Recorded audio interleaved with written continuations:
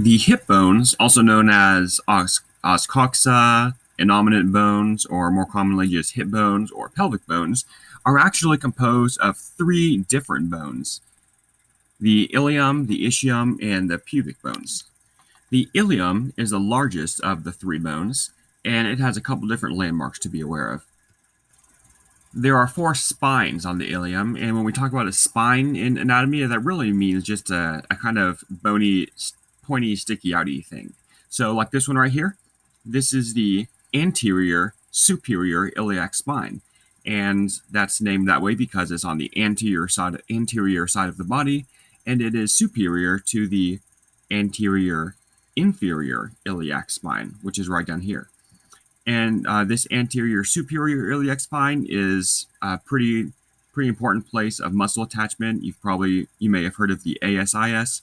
If not, you will be fairly familiar with it by the end of this course and really the end of this chapter. But you have the anterior superior iliac spine. You have the anterior inferior iliac spine, also shortened as the AIIS.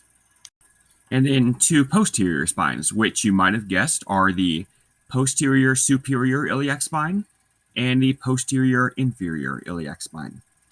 And those are likewise sometimes abbreviated PSIS and PIIS. But the anterior superior iliac spine, or the ASIS, is definitely the most kind of talked about one of the four. And it is also pretty easy to feel on yourself. It's that kind of bony lump on the front of your hips that you can feel. And then this big surface over here is the gluteal fossa. And a fossa is just like a shallow indentation, so kind of like a shallow bowl. And it's called the gluteal fossa because it's on the backside and it's where a lot of the gluteal muscles will sit. And there are a couple of different lines in the gluteal fossa, which are basically just small ridges. Here there is the anterior gluteal line, you can kind of see up here. The posterior gluteal line is right back here. And then the inferior gluteal line is harder to see, but it's right over here-ish. It's kind of difficult to see on this diagram. But those all serve as attachment points for, unsurprisingly, some of the gluteal muscles. And then on the anterior side of the hip, we have on this surface over here is the iliac fossa. And remember, again, a fossa is just basically like a shallow indentation, like a shallow bowl-ish shape.